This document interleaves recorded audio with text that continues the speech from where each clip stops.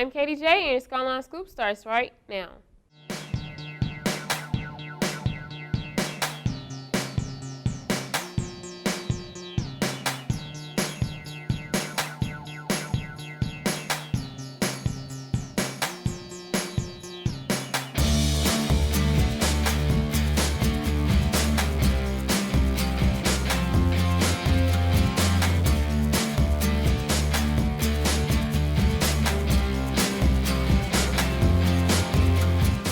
Good morning, Raiders. We have no announcements, so let's get straight into weather with Abe. Hi, I'm Abe. Welcome to Weather with Abe. Today is Monday, September 30th. The highest today will be 92 with a low of 73. Tomorrow, Tuesday, October 1st, the highest will be 94 with a low of 74. That's all we have for today, Raiders. Catch us tomorrow for more weather updates. Back to you, Katie. Here's today's lunch menu. Today's menu will be steak fingers with macaroni and chicken nuggets. If those don't interest you, there will also be PB&J boxes. For your sides, there will be mashed potato, side salad, carrots, peaches, and frozen fruit cup treats. To drink, there will be milk and juice. Have a nice lunch, Raiders. Now for your A segment.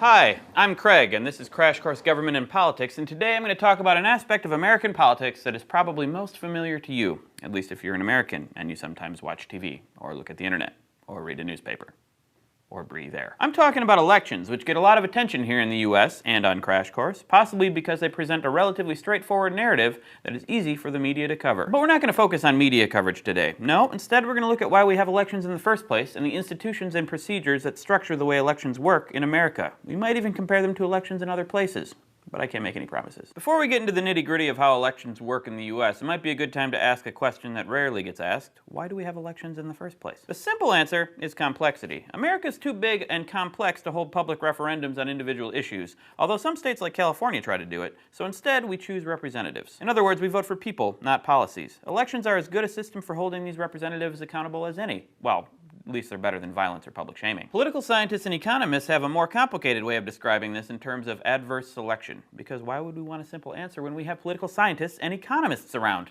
Well, they gotta do something. Adverse selection is a problem that can arise when we make a choice, but do not necessarily have all the information we need to make that choice. Kind of like when you buy a used car. Elections help to solve this problem because they are ideally competitive. The competition creates incentives for candidates to provide information about themselves and to make most of that information accurate, since their opponent will call them out for any statements that are less than truthful. At least that's what we hope will happen. Elections also supposedly make candidates more accountable, since they provide voters a chance to get rid of bad actors. Of course, this only works when elections are competitive, and as we'll see in a later episode, many elections in the US really aren't. You might think that since elections are so important to our politics that they would be featured prominently in the Constitution. But yeah, no. The Constitution does set up a few basic guidelines that structure American elections, but most of the important rules that define the way elections are carried out come out of state laws, legal decisions, and local administrative practices. So what does the Constitution say about elections? Not a lot, as it turns out, except when it comes to choosing the president. The president just gets everything. President's so important. The Constitution does lay out the qualifications for running for federal office, which we already went over in our episodes on Congress and the President, and it describes the numbers of representatives and senators. But mostly, the Constitution leaves elections up to the states. Article 1, Section 4 says, "The times, places, and manner of holding elections for senators and representatives shall be prescribed in each state by the legislature thereof. But the Congress may at any time, by law, make or alter such regulations, except as to the places of choosing senators." And the Constitution was later changed to allow for direct election of senators with the 17th Amendment, so that last clause doesn't matter so much anymore. The Constitution does say more about the way the president is chosen indirectly through the Electoral College, but the framers messed that up so badly that they had to amend the Constitution after the election of 1800. The 12th Amendment, which basically means that the president and vice president come from the same political party, although it doesn't actually say that, fixed the electoral process, so now it's flawless. But it's still indirect, and the qualifications for the electors who choose the president are still left up to the states. Some constitutional amendments also help to structure American elections. The 24th Amendment outlawed poll taxes, taxes, which made it easier for poor people to vote. And the 26th Amendment lowered the voting age from 21 to 18. In general, when Congress addresses voting issues, it's to try to expand the pool of voters. Although the Constitution doesn't specify when elections happen, it does give Congress the power to do so, and it requires that the day on which the electors choose the president has to be one single day. This is in Article 2. The Congress may determine the time of choosing the electors and the day on which they shall give their votes, which day shall be the same throughout the United States. Congressional laws also help structure elections by making them more fair. The Voting Rights Act of 1965 set up a number of systems to increase voter participation by minority groups, especially African Americans. And Congress also set up the Federal Election Commission, which has some say over elections. I tell you who should never be able to vote: Eagles. You're gerrymandered out of here. But generally, following the Constitution, most aspects of elections are under the control of the states. State laws define how candidates are nominated and get on the ballot, and they can influence the operation of political parties. State laws also determine registration requirements for voting and set up the location and hours of polling places, which vary a lot from state to state. Probably most important for federal elections, states decide the boundaries of congressional election districts, although not the number of representatives each state has, which is determined by the state's population. We'll talk more about election districts in a future episode.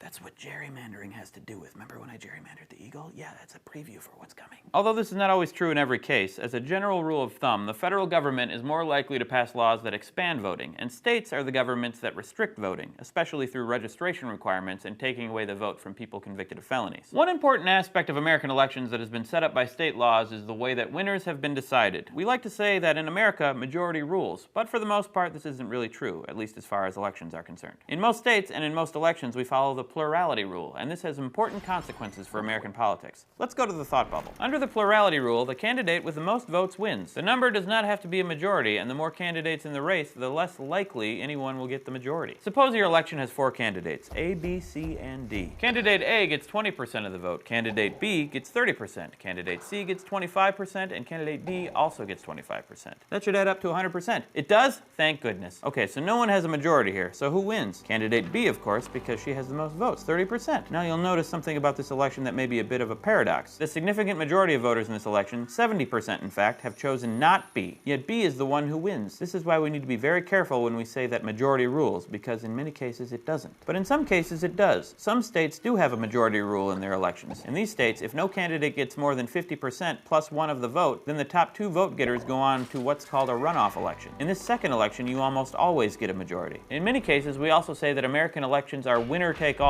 This is the case in 48 out of 50 states when it comes to electoral votes. What this means is that the winner of the election gets 100% of the state's electoral votes, even though it's not very likely that they would have carried 100% of the voters. It is possible for a state to decide to award its electoral delegates proportionately, based on the percentage of votes that a candidate receives, or even by electoral district, although the latter rule causes some problems, as we'll see in another episode. Thanks, Thought Bubble. So the plurality rule can result in the majority of people being represented by someone they voted against.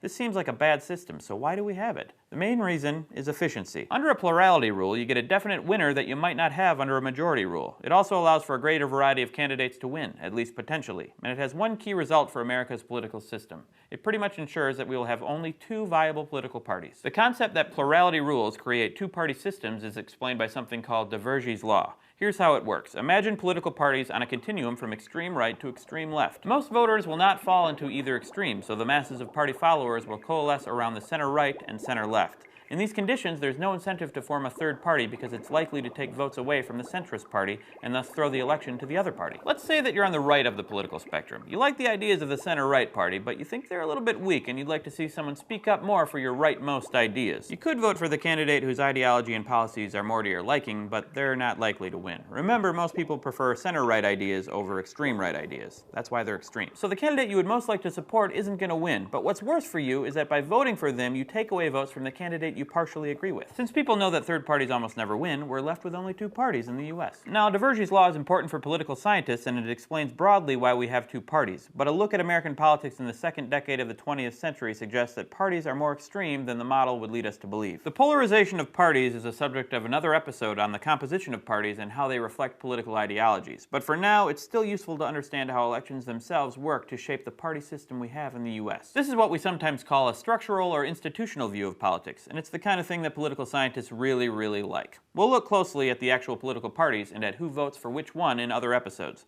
but I hope we've provided a little bit of insight into how elections work in the U.S. Thanks for watching. See you next time. That's all we have for today, Raiders. Be sure to catch up on all things Skyline by following us at Skynet Broadcasting. And to make sure you never miss an episode of your Skyline Scoop, you can sign up to receive mobile broadcasts by texting SKYN to 81010. Catch us every day at skynetbroadcasting.org. I'm Katie Jane from here with everybody at Skynet Broadcasting. Thanks for watching, and we'll catch you next time.